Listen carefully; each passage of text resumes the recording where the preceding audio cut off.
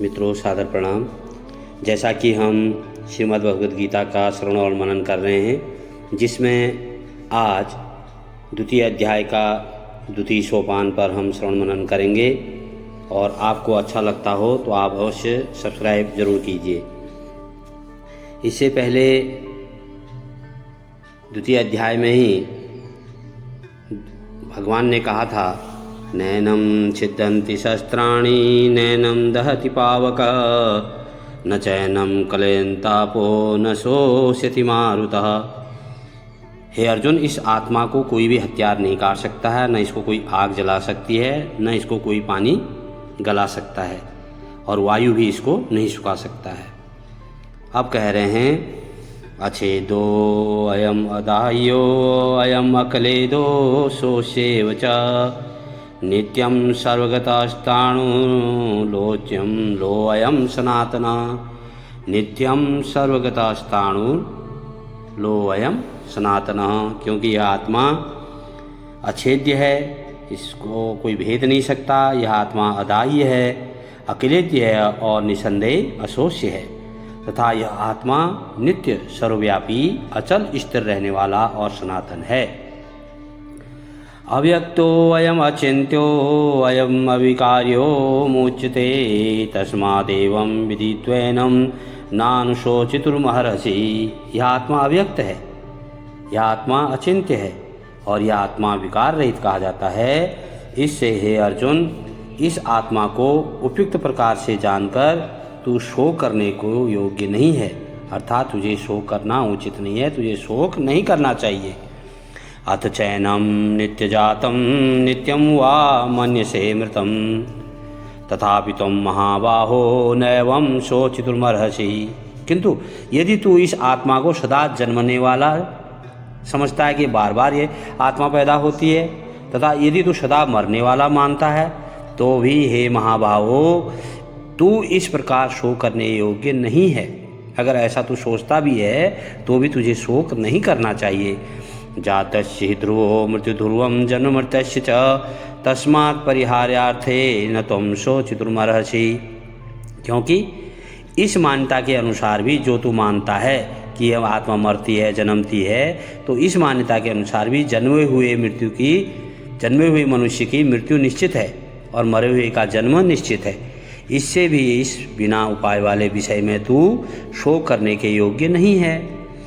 अव्यक्तादीनि भूतानि व्यक्तमध्यानि भारत अव्यक्त निधनानेव तत्र का परिदेवना। हे अर्जुन, संपूर्ण प्राणी जन्म से पहले अप्रकट थे। जन्म से पहले कोई दिखाई नहीं देता और मरने के बाद भी अप्रकट हो जाते, फिर नहीं दिखाई देते।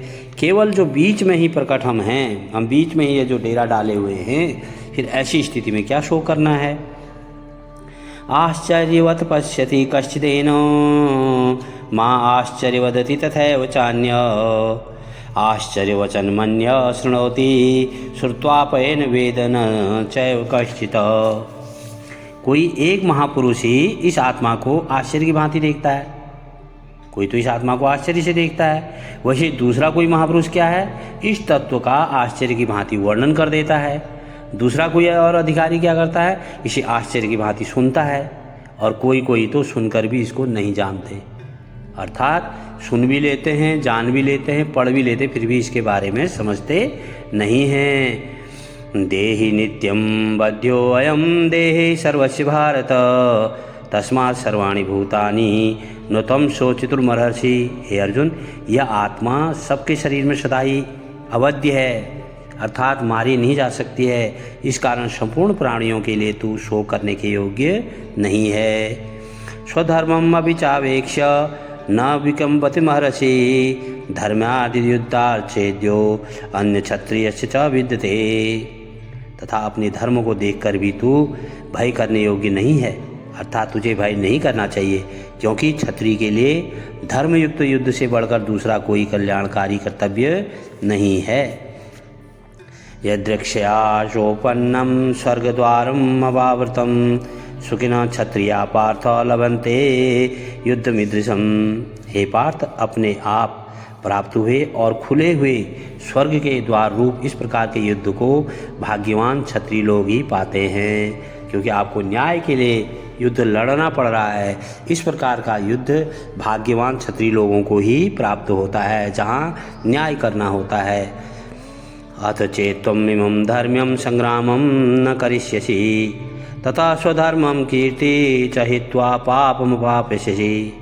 किंतु यदि तू इस धर्मयुक्त युद्ध को नहीं करेगा तो स्वधर्म और कीर्ति को खोकर प्राप्त हो जाएगा। भाई धर्म युद्ध तुझे मिल रहा है और उसे तुझे अपना स्वधर्म, अपना धर्म समझना चाहिए। अगर तू नहीं ऐसा करता है, युद्ध नहीं लड़ता है, तेरी जो तुझे यश प्राप्त है वो सब पाप को प्राप्त हो जाएगा। अकीर्ति चापि भूतानि कथिष्यन्ति तेभ्यमां संभावितस्य चाकीर्ति मरणादितिरिच्यते। तथा सब लोग तेरी बहुत काल तक रहने वाली अपकीर्ति का कथन करेंगे, इतिहास बन जाएगा और जो है हमेशा तेरा इस प्रकार के अपकीर्ति को गाते रहेंगे। माननीय पुरुष के लिए अपकीर्ति मरण से बढ़कर है। जो सम्माननीय पुरुष होते हैं वह मरना पसंद करते हैं, लेकिन अपना सम्मान खोना नहीं चाहते, अपनी बदनामी होना नहीं चाहते हैं। भयाद्रणादुपरतं मत्स्यन्ते त्वां महारथा येषां च त्वं बहुमतो भूत्वा यास्यसि लाघवम्। और जिनकी दृष्टि में तू पहले बहुत सम्मानित होकर रहता था, अब उन्हीं की नज़रों में तू गिर जाएगा, अर्थात लघुता को प्राप्त हो जाएगा। वे महारथी लोग तुझे भय के कारण युद्ध से हटा हुआ मानेंगे। वो सोचेंगे कि इसने डर के मारे युद्ध से हट गया, न्याय करने को जो है यह तैयार नहीं हुआ। अवाच्यवादांश्च बहुन वदिष्यन्ति तवाहिता निन्दस्तो सामर्थ्यं ततो दुःखतरं नो किम्। तेरे बैरी लोग तेरी सामर्थ्य की निंदा करते हुए तुझे बहुत से न कहने योग्य वचन भी कहेंगे। उससे अधिक दुख और क्या होगा जब तेरे बैरी लोग सिर उठा करके तेरे को अपशब्द कहने लगेंगे। हतो वा प्राप्स्यसि स्वर्गं जीत्वा वा वोक्ष्यसे मह्यं तस्मात् दुष्ट कौन्तेय युद्धाय कृतनिश्चय। या तो तू युद्ध में मारा जाकर स्वर्ग को प्राप्त होगा अथवा संग्राम में जीत कर पृथ्वी का राज्य भोगा। दो ही बात हो सकती है। इस कारण हे अर्जुन, तो युद्ध के लिए निश्चय करके खड़ा हो। सुख दुखे समय कृत्वा लाभालाभो जया जयो ततो युद्धायुज्य नैवं पापमवाप्स्यसि। जय अर्थात विजयी होना, पराजय होना, लाभ और हानि और सुख दुख को समान समझकर उसके बाद युद्ध के लिए तैयार हो जा। इस प्रकार युद्ध करने से तू पाप को नहीं प्राप्त होगा। ऐसा ते विहिता सांख्ये बुद्धि योगे तुमा शृणुम बुद्धया युक्तो या पार्थम कर्मबंधम प्रहास्यसि। हे पार्थ, यह बुद्धि तेरे लिए ज्ञान योग के विषय में कही गई है और अब तू इसको कर्मयोग के विषय में सुन। जिस बुद्धि से युक्त हुआ तू कर्मों के बंधन को भलीभांति त्याग देगा, अर्थात सर्वथा नष्ट कर डालेगा। नेहा विकर्मनाशो अस्ति प्रतिवायो न विद्यते स्वब्रह्मस्य धर्मस्य त्रायते महतो भयात्। इस कर्मयोग में आरंभ का अर्थात बीज का नाश नहीं है और उल्टा फल रूप दोष भी नहीं है, बल्कि इस कर्मयोग रूप धर्म का थोड़ा सा भी साधन जन्म मृत्यु रूप महान भय से रक्षा कर लेता है। इस प्रकार से जो है श्री कृष्ण भगवान अर्जुन को न्याय के युद्ध के लिए तैयार कर रहे हैं।